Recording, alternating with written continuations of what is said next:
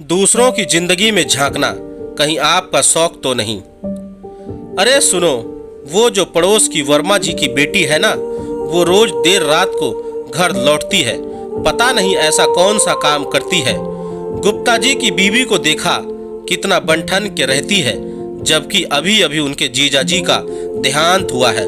सुनीता को देख, आज बॉस के साथ मीटिंग है तो नए कपड़े और ओवर मेकअप करके आई है। इस तरह की बातें हमारे आसपास भी होती हैं और ये रोज की ही बात है।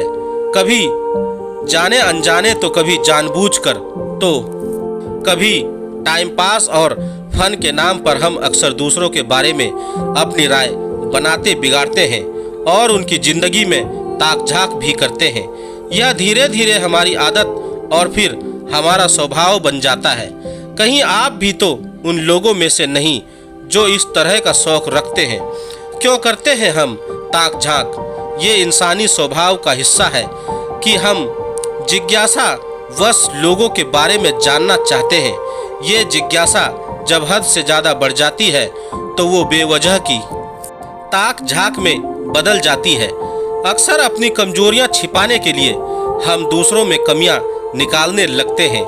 यह एक तरह से खुद को भ्रमित करने जैसा होता है कि हम तो परफेक्ट हैं, हमारे बच्चे तो सबसे अनुशासित हैं, दूसरों में ही कमियां हैं।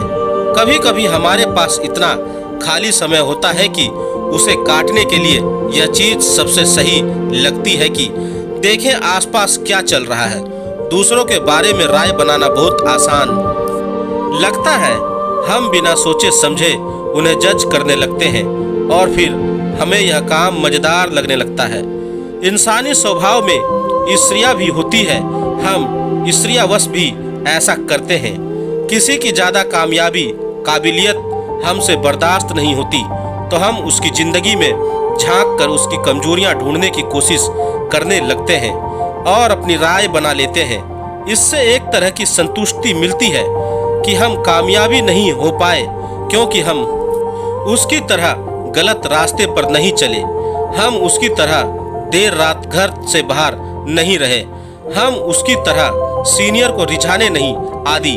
कहीं ना कहीं हमारी हीन भावना भी हमें इस तरह का व्यवहार करने को मजबूर करती है। हम खुद को सामने वाले से बेहतर व श्रेष्ठ बनाने के चक्कर में ऐसा करने लगते हैं। हमारा पास्ट एक्सपीरियंस भी हमें यह सब सिखाता है। हम अपने परिवार में यही देखते आए होते हैं, कभी गॉसिप के नाम पर तो कभी ताने देने के तौर पर, तो कभी सामने वाले को नीचा दिखाने के लिए उसकी जिंदगी के राज या कोई भी ऐसी बात जानने की कोशिश करते हैं। यही सब हम भी सीखते हैं और आगे चलकर ऐसा ही व्यवहार करते हैं। इसे जायज़ तो नहीं ठहराया जा सकता है, लेकिन चूंकि यह इंसानी स्वभाव का हिस्सा है तो इसे पूरी तरह से बंद भी नहीं किया जा सकता है। किसी की जिंदगी में झांकने का अर्थ है आप उसकी प्राइवेसी में दखल अंदाजी कर रहे हैं, जो कि बिल्कुल गलत है। ना सिर्फ ये गलत है बल्कि कानूनन जुर्म भी है। हमें ये नहीं पता होता कि सामने वाला किन परिस्थितियों में है, वो क्या और क्यों कर रहा है। हम महज अपने मजे के लिए उसके सम्मान के साथ खिलवाड़ करने लगते हैं। ये शिष्टाचार के खिलाफ भी है और एक तरह से इंसानियत के खिलाफ भी कि हम बेवजह दूसरों की निजी जिंदगी में झांके। जिस तरह हम ये मानते हैं कि हमारी जिंदगी पर हमारा हक है, किसी और को हमारे बारे में राय कायम करने या गलत तरह से प्रचार करने का अधिकार नहीं है, उसी तरह से नियम हम पर भी लागू होते हैं। लेकिन अक्सर हम अपने अधिकार तो याद रखते हैं पर अपनी सीमा, अपने कर्तव्य, अपनी मर्यादा भूल जाते हैं। यदि हमारे किसी भी कृतज्ञ से किसी के मान सम्मान, स्वतंत्रता या मर्यादा को ठेस पहुंचती है तो वो जायज नहीं। किसने क्या कपड़े पहने हैं, कौन कितनी देर रात घर लौटता है या किसके घर में किसका आना जाना लगा रहता है, इन तमाम बातों से हमें किसी के चरित्र निर्माण का हक नहीं मिल जाता है। हम जब संस्कारों की बात करते हैं तो सबसे पहले हमें अपने ही संस्कार देखने चाहिए। क्या वे हमें यह इजाज़त देते हैं कि दूसरों की जिंदगी में इतनी ताका झांकी करें, किसी के बारे में फौरन राय ना कायम कर लें और ना ही उसका प्रचार प्रसार आस पड़ोस में करें। बेहतर होगा यदि इतना ही शौक है दूसरों के बारे में जानने का तो पहले सही बात का पता लगाएं, खुद को उस व्यक्ति की जगह रख कर देखें, उसकी परवरिश से लेकर उसकी परिस्थितियां व हालात समझने का प्रयास करें। दूसरों के प्रति उतने ही संवेदनाशील बने जितने अपने प्रति रहते हैं। अपनी स्त्रियां व हीन भावना से ऊपर उठकर लोगों को देखें। यह ना भूलें कि हमारे बारे में भी लोग इसी तरह से राय कायम कर सकते हैं। हमें कैसा लगेगा यदि कोई हमारी जिंदगी में इतनी ताक झांक करे।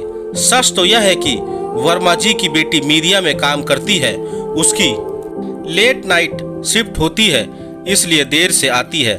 गुप्ता जी की बीवी सज संवर कर इसलिए रहती है कि उसकी बहन ने ही कहा था कि उसके जीजा जी बेहद जिंदा दिल और खुशमिजाज इंसान थे और वो नहीं चाहती थी कि उनके जाने के बाद कोई भी दुखी होकर उनकी याद में आंसू बहाए, बल्कि सब हंसी खुशी उन्हें याद करें।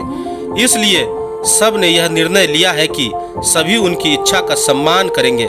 सुनीता का सच यह था कि आज उसकी शादी की सालगिरह भी है, इसलिए वो नए कपड़े और मेकअप में नजर आ रही है। ये मात्र चंद उदाहरण हैं, लेकिन इन्हें में कहीं ना कहीं हम सब की सच्चाई छिपी है। बेहतर होगा हम बेहतर व सुलझे हुए इंसान बने, क्योंकि आखिर हमसे ही तो परिवार, परिवार से समाज, समाज से देश और देश से दुनिया बनती है। जैसी हमारी सोच होगी वैसी ही हमारी दुनिया भी होगी। अपनी दुनिया को बेहतर बनाने के लिए सोच को भी बेहतर बनाना होगा।